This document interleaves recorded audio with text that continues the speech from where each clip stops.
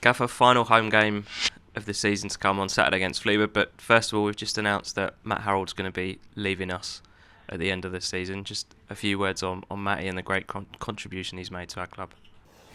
Well, I think first of all, is when he told me, I was gutted because obviously we've come real close with each other over a couple of years, and I was more thinking like in shock, how am I going to replace him? Because it's happened very quickly, and I actually forgot to congratulate him. The fact that he's got a job where he sees a valid pathway for him going forward. It's totally different to being on a coaching pitch. I think he's got really good relationships at Bournemouth, and like I say, first of all, congratulations to him. It's a job that is better paid. He sees a pathway, so it'll help him and his family. But in terms of what he's contributed to the club since I've been here, I can't speak highly of him. Both. I probably spend more time with Matt and PT than my wife and kids. So there's got to be a bond there, and whether it's being in the coach's room, whether it's talking tactically about opposition, whether it's watching games, or whether it's socialising. You know, I get on really, really well with him, and he's a credit to himself and his family, and I wish him all the best. What's made him such a good colleague over the last couple of years, and what qualities are you going to sort of look to recruit to replace him?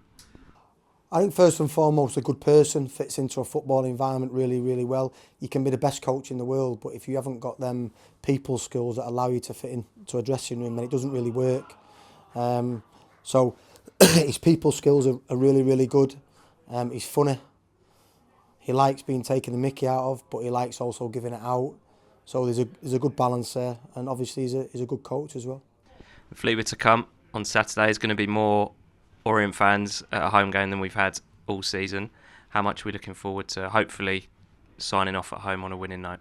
I think it's important that we do. I think we've had a little bit of a coming off of it from the group, myself included. It's always horrible when you get to this stage of the season. It's kind of like you feel a little bit hollow, a little bit empty, because you've been chasing for something for so long that we actually could have had a sneak of getting, and then when you can't get it, it's kind of like real downer. So the players have had a little bit of a drop, which is to be expected. I think myself and the staff have had a little bit of drop, whether it be intensity, enthusiasm. But I think this game is important to sign off a good season, finish on a high in front of our own supporters, and let these supporters enjoy the day out. And obviously it's a big game for Fleetwood as well.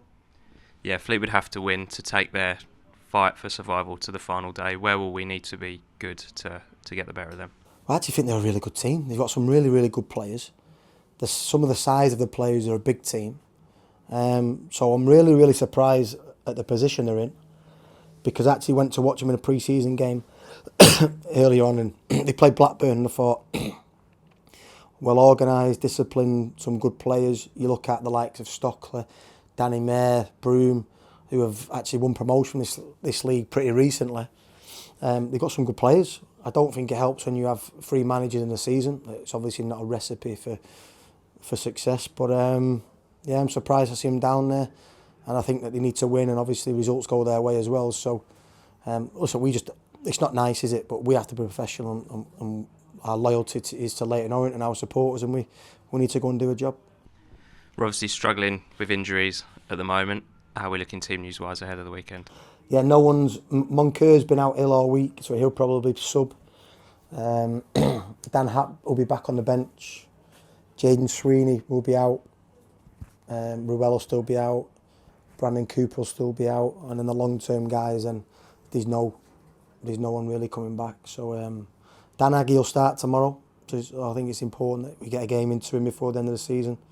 And maybe Dan Happ might get some minutes. We've obviously been short of centre-halves in the last couple of weeks. Jack Simpson, I think for 60 minutes you can see he's a real good player, but then his legs and his lungs have gone. But I think you can see signs in Jack that he's a really, really good player. But no, we'll just go with the same squad. Just lastly, after the game on Saturday, we'll take part in our annual lap of appreciation. How nice will it be to say thanks to the fans who have supported us at home, but also travelled up and down the country? No, it's really important, and I would like them all to stay behind. I understand that I'm preaching to the preacher here, because when it's at Old Trafford, I always get off 7 or 8 minutes early. But I'd like them all to stay, because I would like myself and the staff, along with the players, to go around and thank them all for the support this season. The patience as well, because there's been a couple of runs in the season what have been difficult. Everybody keeps saying how brilliant we've done this year, but I still think back to the Derby home game when a supporter threw his season ticket at me, which hurt me. But in general, they've been fantastic. So I usually sit and watch the early kick-off and just relax before the game. But during the warm-up, I'll go around and thank them before the game and sign autographs and pictures and what have you, because I think it's important. They are the bedrock of this club, so it's important that I thank them. And I would like them to stay at the end of the game so we can do a proper thank you as a group.